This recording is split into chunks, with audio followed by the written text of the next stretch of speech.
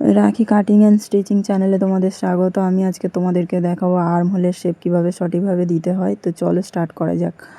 আর্মহোলের shape দেওয়ার জন্য আমি দুটো ড্রয়িং পরপর এঁকে নেব। দুটো ড্রয়িং এই কারণে, একটা ড্রয়িং আমি নিজে কিভাবে শেপ দিই সেটা দেখাবো, আর একটা ড্রয়িং অন্যরা কিভাবে শেপ দেয় সেটা দেখাবো। আমি অন্যদের ড্রয়িং দেখে বা অন্যদের ভিডিও দেখে অনেকবার ট্রাই করার চেষ্টা করেছি, অনেকবারই অনেক কটা ব্লাউজ করেছি, কিন্তু আমার ঠিকঠাক হয়নি, ঠিকঠাক মনেও হয়নি, আর কোনো দিনও ঠিকঠাক হবে না। কারণটা পরে বলছি। আর আমি যেভাবে শেপ দিই সেটা তোমাদেরকে দেখাবো। তোমরা সেইভাবে একবার চেষ্টা করো, একবার অন্তত করে দেখো, সেটা কত সুন্দর হয় দেখবে।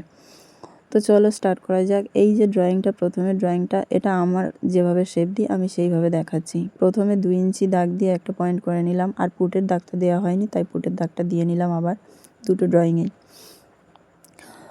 প্রথমে কোণা থেকে একদম মাঝ বরাবর 2 ইঞ্চির গ্যাপ রেখে একটা পয়েন্ট করে নিলাম।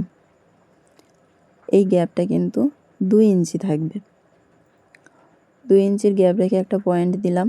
এবারে পুটে যে দাগটা হয়েছে তোমরা দেখলে বুঝতে পারছো, দাগটা রয়েছে, ওই দাগ থেকে ভেতরে 2 সুত ঢুকিয়ে একটা পয়েন্টের দাগ দিয়ে দেবে।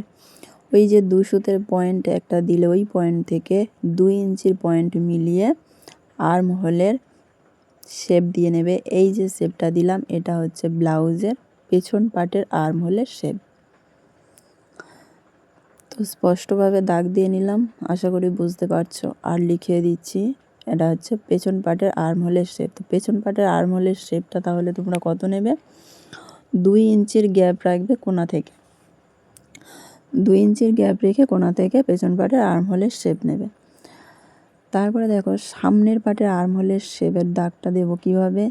ওই 2 ইঞ্চির যে পয়েন্টটা নিয়েছিলাম ওখান থেকে 1/2 ইঞ্চি ভেতরে ঢুকিয়ে একটা পয়েন্ট নেব। পুটের যে পয়েন্টটা আছে সেই পয়েন্ট থেকে ওই যে 1/2 ইঞ্চি ভেতরে ঢুকিয়ে পয়েন্টের দাগ নিলাম, ওখান থেকে মিলিয়ে একটা শেপ দিয়ে দেব। এইটা হচ্ছে সামনের পাটের আর্মহোলের শেপ। তাহলে তোমরা বুঝতে পারছো কতটা থাকলো কোণা থেকে দুটো শেপের। সামনের পাটের আর্মহোলের শেপ থাকলো 1.5 ইঞ্চি, পেছন পাটের আর্মহোলের শেপের পয়েন্ট থাকলো 2 ইঞ্চি।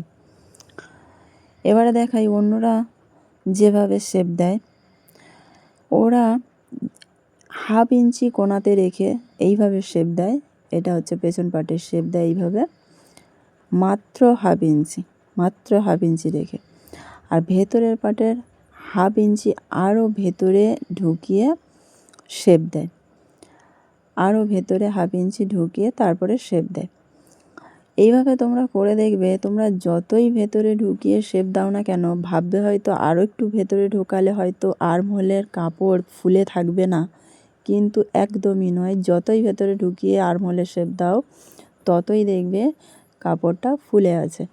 তোমরা আমার মতো এইভাবে শেপ দেবে, বেশি ভেতরে ঢোকাবে না। আমি মাপটা বলেই দিয়েছি, পেছন পাটের 2 ইঞ্চি, সামনের পাটের 1.5 ইঞ্চি রেখে কোণার থেকে পয়েন্ট নিয়ে মিলিয়ে শেপ দেবে, দেখবে কত সুন্দর হয়। এইভাবে এতটা ঢুকিয়ে আর্মহোলের শেপ কখনোই দেবে না, এটা একদমই ভুল। আমি নিজে করে দেখেছি, খুব বাজে ব্লাউজ হয়, খুব বাজে এক্সপিরিয়েন্স হয়েছে আমার। আর্মহোলের কাছে অনেক কাপড় গুটিয়ে থাকে বা ফুলে থাকে, খুব বাজে দেখতে লাগে। এটা একদমই তোমরা করবে না, ওপরেরটা এইভাবে করবে, এটাই ঠিক।